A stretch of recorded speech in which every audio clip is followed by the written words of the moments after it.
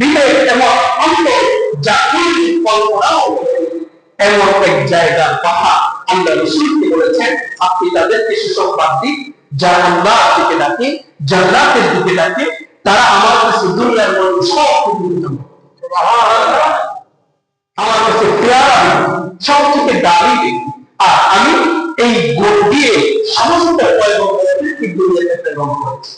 হযরত আদম আলাইহিস সালাম ওনাকে প্রেরণ করেছে কিসের জন্য? মানুষকে আল্লাহর দিকে আহ্বান করার জন্য। হযরত ঈসা আলাইহিস সালাম ওনাকে প্রেরণ করেছেন কিসের জন্য? আল্লাহর দিকে আহ্বান করার জন্য, যে বান্দাদেরকে দাওয়াত দিবে। সমস্ত পয়গম্বর হযরত ইদ্রিস আলাইহিস সালাম, হযরত মুসা আলাইহিস সালাম, হযরত ইব্রাহিম আলাইহিস সালাম, হযরত ঈসা আলাইহিস সালাম, এবং আমাদের পয়গম্বর জনাব মুহাম্মদ রাসূলুল্লাহ সাল্লাল্লাহু আলাইহি ওয়াসাল্লাম ওনাকেও প্রেরণ করেছেন এবং আল্লাহর দিকে আহ্বান করেছেন।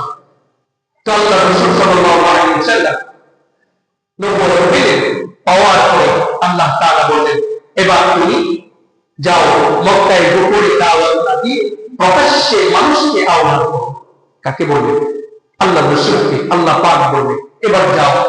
তো আল্লাহ রাসূল সাল্লাল্লাহু আলাইহি ওয়াসাল্লাম উনি গেলেন সাফা পাহাড়ের উপর। কোন পাহাড়? সাফা পাহাড়ের উপরে যাবেন। দাঁড়িয়ে এবার উনি মানুষদেরকে ডাকতেছেন, ইয়া আইয়ুহান নাস, ইয়া আইয়ুহান নাস, ইয়া আইয়ুহান নাস।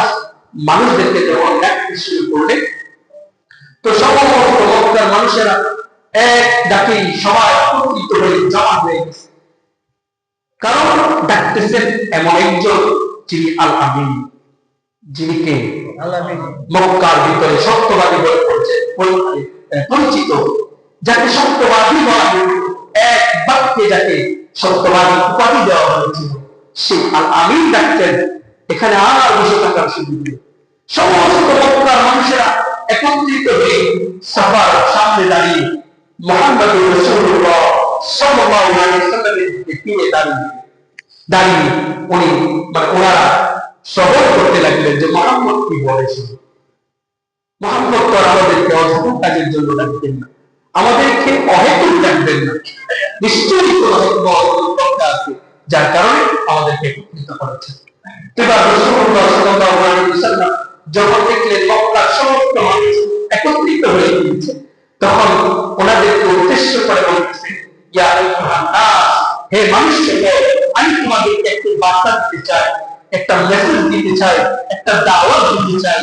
এই দাওয়াতটা যদি তোমরা গ্রহণ করো তাহলে তোমরা কামিয়াব। তার আগে তোমাদেরকে আমি একটা জিজ্ঞাসা করি। মক্কার কাফেররা এক বাক্যে বলল, হ্যাঁ অবশ্যই আপনি জিজ্ঞাসা করুন।